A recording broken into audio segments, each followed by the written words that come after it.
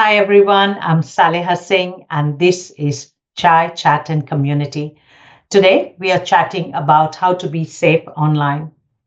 But before I introduce you to my guest, I would like to acknowledge the traditional owners of the land on which we are meeting today, and I pay my respects to the elders, past, present, and emerging. A bit of a backstory and why I decided to do this video podcast. In December, my Facebook account was compromised, my identity taken over by someone who changed my email, changed my phone number. They posted weird links. I think there were close to like 150 people on my friend list got a weird Bitcoin mining list. And it has been a nightmare. And a month and a half later, still have problems as I was telling Kathy, who is my guest today. And so a friend suggested I fill out a form in the E-Safety Commissioner's website, which I did, which was then forwarded to Vic Police and to IDCARE. And that is where Kathy comes in. She has been so helpful, so helpful. It is incredible. So I decided we should talk about how to be safe, because although we think we have strong passwords and we're all safe, somehow, somewhere, we kind of just slip up. So a little bit of research that I did, the Australian Signals Directorate's 2023-2024 annual report says that it received more than 36,700 calls to its Australian Cyber Security Hotline. This is an increase of 12% from the previous year. They also responded to more than 1,100 cybersecurity incidents, highlighting the continued exploitation of the Australian systems and ongoing threats to our critical networks. I will put the link at the bottom after we finish recording. And to tell us more on how to be safe online, how to protect your passwords, I'm joined by Kathy from IDCARE.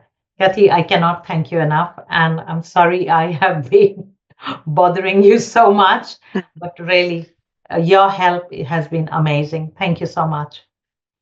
Well, I'm so sad to hear that you're still having problems, Salia.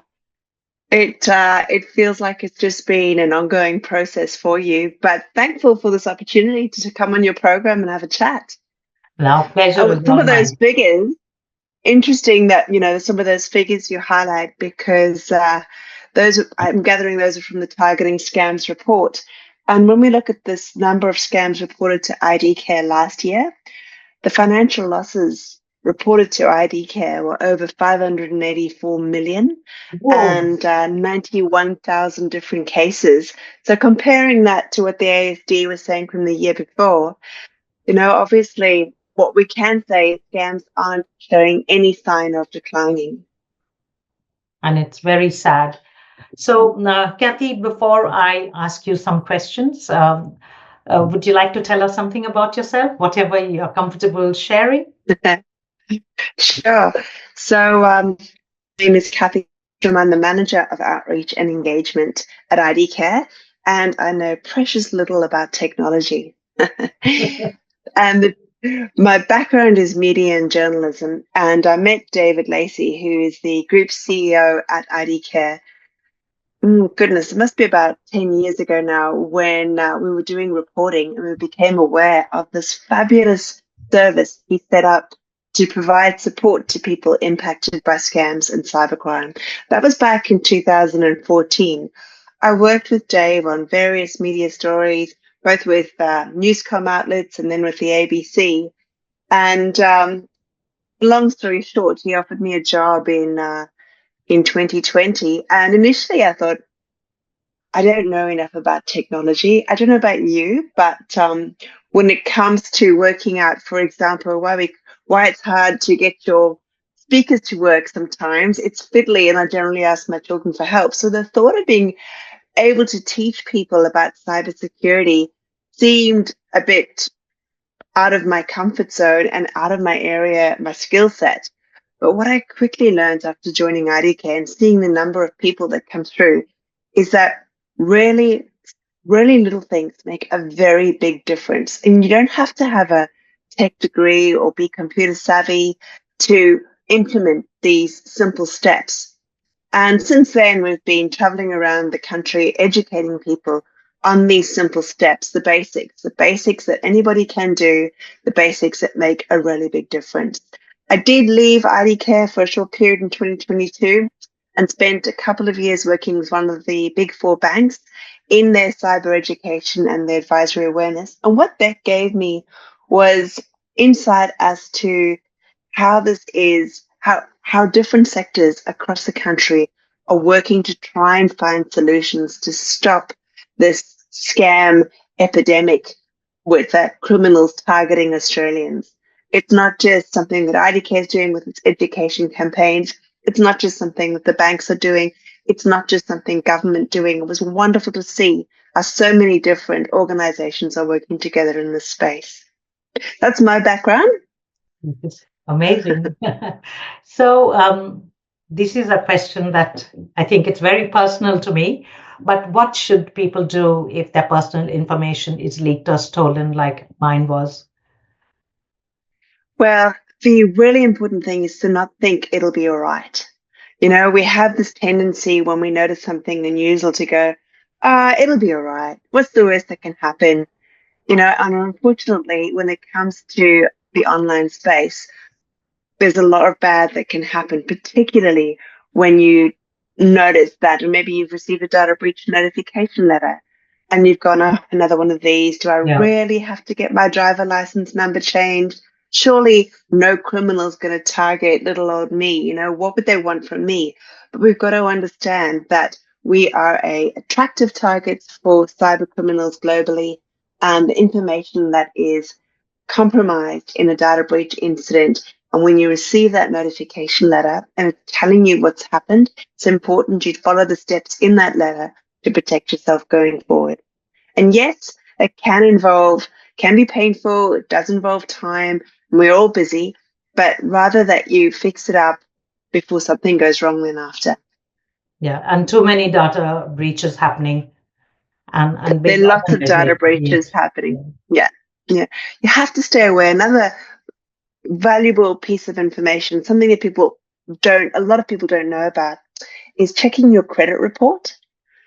I don't know if you're familiar with that at all, but you know, checking your credit report across all three credit reporting agencies, so that's Equifax, 𝐓𝐈𝐌𝐿𝐿, and 𝐸xperian, every 6 months gives you an indicator if criminals are using your identity to create online accounts for, it can be phone, it can be online bank accounts, it can be loans, it can be a whole lot of different accounts. And checking your credit report gives you an indicator something's happening on that space.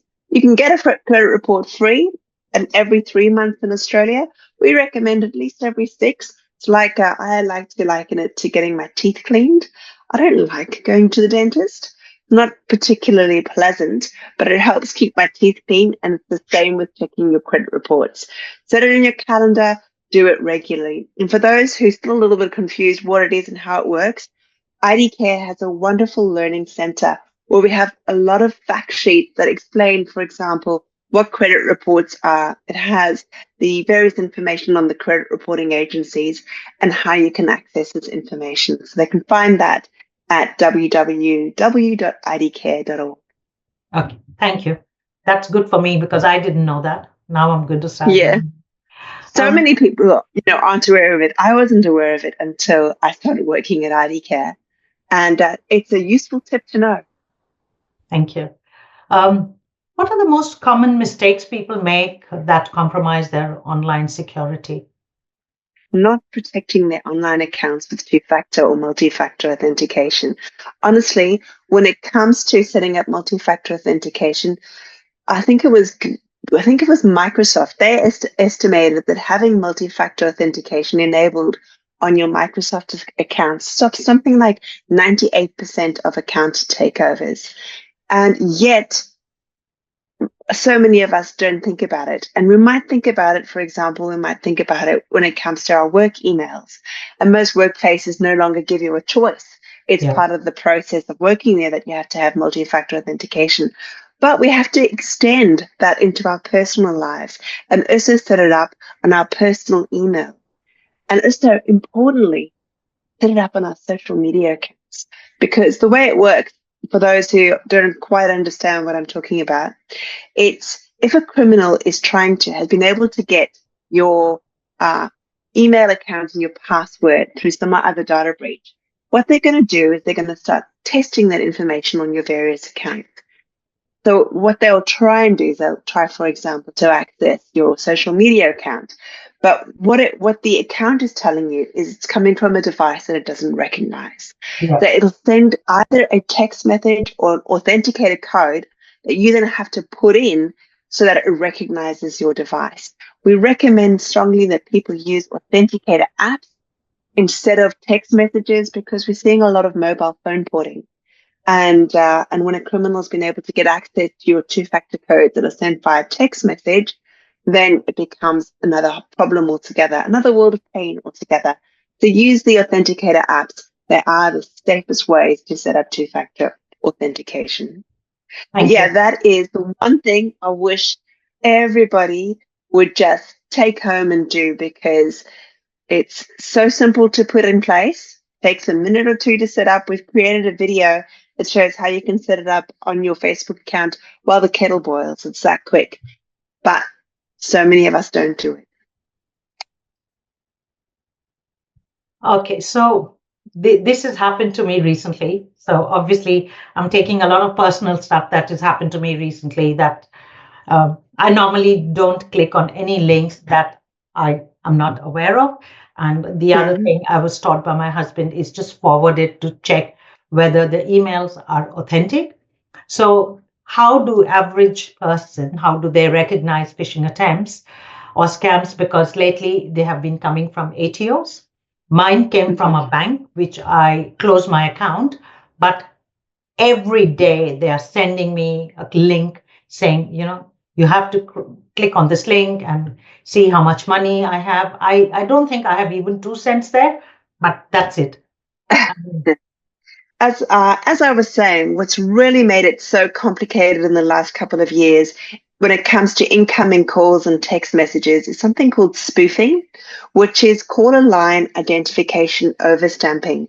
Now, this technology was designed for good, but unfortunately, like most things, there's always people who will use it for bad. And what it does is it allows the criminal to change the way their number appears in your phone when you're receiving a text message or a phone call. So they can change it so that it appears like it's coming from your bank or from a government organization. It was a really, really big problem in 2022, 2023. But thankfully, the government and the telecommunications industry has introduced protective measures in that they're trying to stop criminals' ability from being able to do that. But they're so quick. The difference between criminals and anybody else is criminals adapt and evolve within minutes. They'll change what they're doing overnight and try something new. And that's what they do. They'll just try different variations of the way the number appears. So now a number of banks have, or I actually think most banks, it started with NAB, but I think it's been introduced across the board now. They've removed all links from text messages. Okay. So you won't get a text message. And I think it's really easy to remember. If you get a text message, it's saying it's from your bank and it's got a link, it's not. Yep. And it's pretty much the same, I think, with a lot of government organizations. They certainly won't send you a text message with a link asking you to log in to their site. That's a clear indicator it's a criminal trying to lead you to a fake website.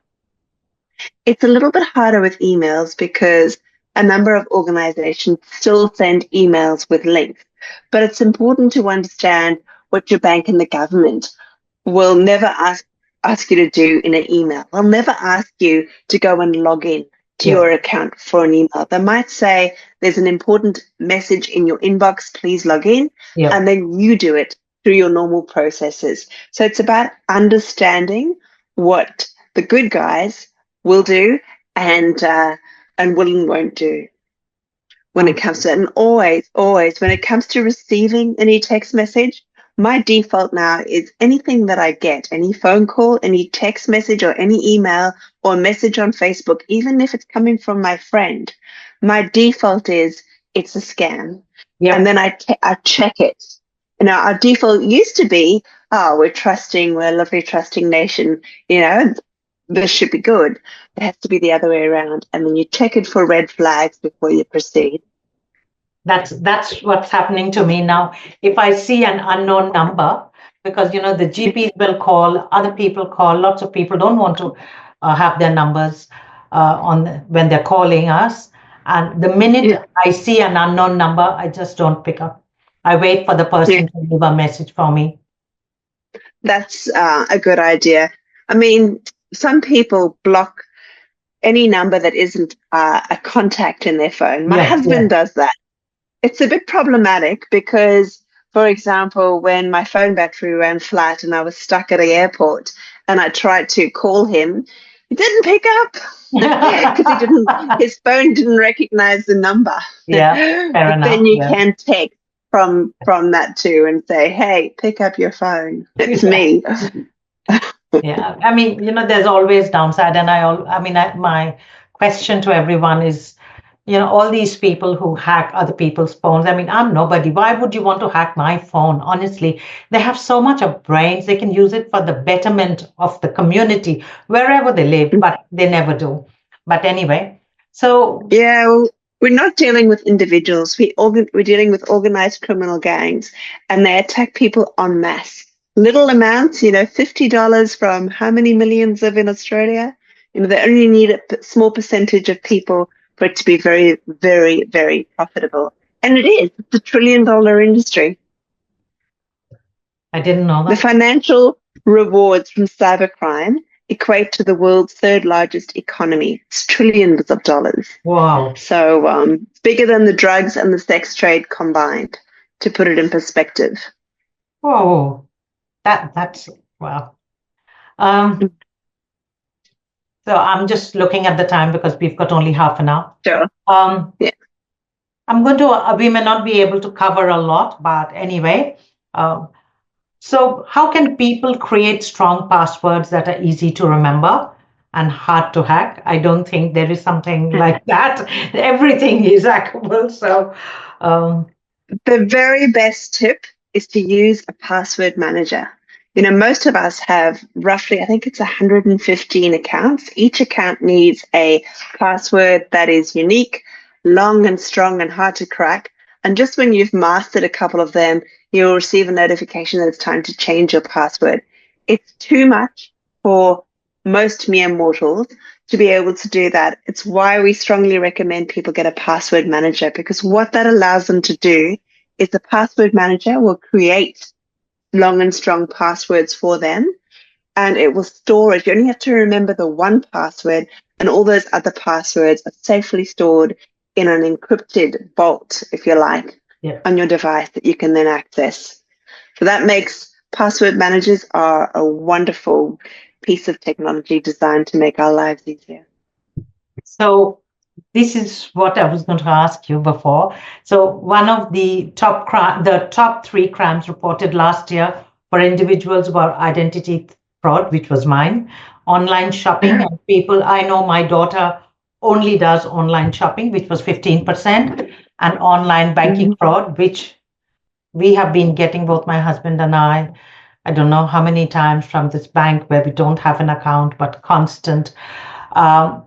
So what are the biggest myths that we have about online safety now that you would like to debunk? Because, young people, I'm guessing, are way more tech savvy than, I know my daughter is way more tech savvy than I am. And yet, there is so much of online shopping fraud and identity fraud and everything else. Here's my favorite myth to debunk. People think that scams happen to older people who are not computer literate. I love sharing this statistic. It's not just last year, it's most years. The group that reports the most scams to IDCARE, that reports that they've engaged with a criminal and experienced some kind of harm, the largest group is aged between 39 to 45. Really? So that's middle-aged people. Oh. Under 25 reported more scams than over 65s. So what happens is over 65s tend to have higher financial losses, tends to be more those investment scams because they're looking at alternative opportunities for their retirement nest eggs. But in terms of actual scam numbers, in my house, I've got 3 children. In my entire family, only 2 people have been scammed, and they were 2 of my 3 children. So I'm talking my brothers, my extended family, because they think they're immune. They think they know it all, and they don't value their private information. So my daughter's 16, and she thinks that she doesn't really care about putting in protective settings on her social media because she thinks she has nothing of value, and that's often a risk, and they take that as they get older and older and busier. And unfortunately, it can come back to cause some harm. Yeah. So that's my favorite myth to debunk, is that there's nobody who's immune. It's not old people. This is happening to everyone. Right. As my boss, Dr. David Lacey, liked to say, there is a scam for everyone, and no one is immune. And no one's safe. No one is immune. Yeah. It's what criminals do is they catch you in the moment with something that looks like something you're dealing with. So most things you'll pick up because it wasn't something that, it's come out of the blue. But sometimes you might be in a conversation with your bank, and then you get a message and you think it's in response to that. Or you might have just been on the phone to your telco because the internet has dropped out, and and then you get that message, and that's how they work. They're hoping. They send out a lot of these messages, and only need a small percentage to be in that moment where they're engaging with someone and they're distracted for it to be effective. Wow. Best practice, you have said password manager, authenticator. We talked about that. My biggest gripe is that women my age, I have a grandchild, and I see a lot of women my age or older who constantly share children's photos, which is where I am always scared. I'm very worried about child pornography. So what are some of the best practices for protecting personal data and to reduce digital footprint and protect privacy? Really, when you go onto your social media platforms, look at your privacy settings. Most social media platforms have privacy checkups in their settings, and lock it down. Think, who do you want to see that photo of your daughter's first day of school? Do you really want some, person on the other side of the world who may or may not be a sicko looking at that image? And then, or do you just want your family and your friends to share that special moment? Locking down the privacy settings makes you in control of who is seeing your content. So that's the first thing I would do.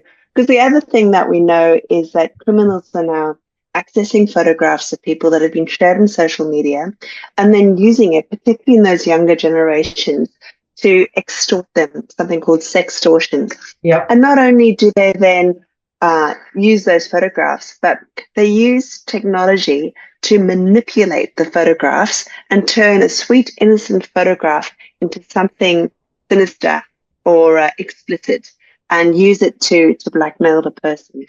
So the more you can lock down your social media settings so that you know who you're sharing it to, the safer you are. Obviously, it's better to be careful with what you share, but we do want to share our photographs with our family, particularly when we've got family living overseas. And social media is a wonderful connector in that space. But we do have mechanisms in the platforms that are there to help us use them. Couple of last questions before we run out of time. Are social media platforms doing enough to protect users' data? I think it's, they're definitely better. So we've been working with Meta for a couple of years now, and we were really thankful that they came on last year to help us deliver material teaching people how to keep their social media accounts safe. And, as you've experienced, we also work with them to try and help people who've had their accounts taken over. But I think it's really a joint relationship. And a lot of people cry about or complain about a platform when something has gone wrong, but they also haven't done the basics. And we need to, I always like to say cybersecurity starts with me, and I have to put my protective measures in place to make sure as best as possible I've done what I can. So like multi-factor authentication, you have to go in and set that up in your social media account to protect it. You need to lock down your account. You can't blame the platform for that when you also have a responsibility in some way to go about keeping it safe. Last question, Kathy. What are the numbers, and I will write this down, what are the numbers to remember across So for Australia? IDCARE, Yeah. We have a 3-step approach to being scammed, the response. What do you do if you've been scammed? It's a 3-step approach. The first step is always going to be contact your financial institution straight away. They are the only ones who can protect the money in your accounts and deal with any fake accounts, banking accounts that might have been created. So contact your financial institution straight away. The second step is contact IDCARE. Our support service is free for individuals, it's confidential, and will help understand what happened and the next steps that you can take to keep safe. We also have a fabulous new service for small businesses in Australia, which has been funded by the federal government. And what that allows you to do, and I think you might have used this service, Celia, is what it allows you to do is check if you're running a small business, to check to see how secure your business is. It's a cyber health check. And then from there, you get an appointment with an advisor where they'll run you through extra measures that you can put in place. So yeah, as I say, IDCARE is a fabulous service because it's free, we're not for profit, and it's confidential. And the third step is talk about it. Tell other people what you're seeing. The more we talk about scams and more we share what's happened, the less likely scams are to succeed. Thank you.